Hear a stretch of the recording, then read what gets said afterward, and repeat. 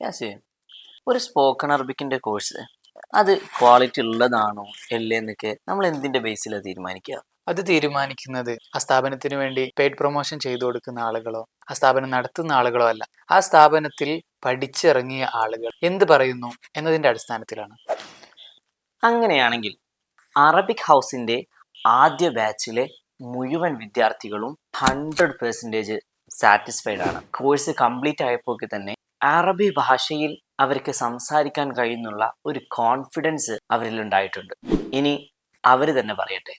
എനിക്ക് ഒട്ടും അറബി അറിയണ്ടായിരുന്നില്ല. പിന്നീട് ഞാൻ ജോയിൻ ചെയ്തതിന് ശേഷം എൻ്റെ അറബിയിൽ വന്ന മാറ്റങ്ങൾ, എനിക്കിപ്പോൾ സ്റ്റാഫുകളായിട്ട് അറബിയിൽ ഇപ്പോൾ സംസാരിക്കാനും കസ്റ്റമേഴ്സിനൊക്കെ ആയിട്ട് പറയുമ്പോൾ അത് മനസ്സിലാക്കാനും ഇപ്പോൾ പറ്റുന്നുണ്ട്. തീർച്ചയായും അത് ഈ കോഴ്സിൻ്റെ ഇവർ തന്നൊരു ഉറപ്പിൻ്റെ പേരിലാണ്.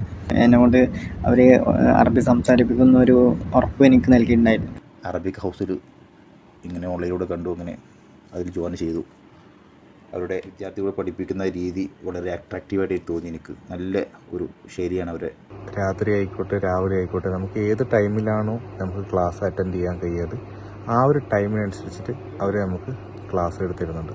അതുകൊണ്ട് തന്നെ നിങ്ങളാരെങ്കിലും അറബിക് പഠിക്കാൻ ശ്രമിക്കുന്നുണ്ടെങ്കിൽ വേറൊരു പ്ലാറ്റ്ഫോമിനെക്കാട്ടിലും കുറച്ചും കൂടി ബെറ്റർ ഓപ്ഷൻ അറബിക് ഹൗസായിട്ടാണ് എനിക്ക് തോന്നിയത്.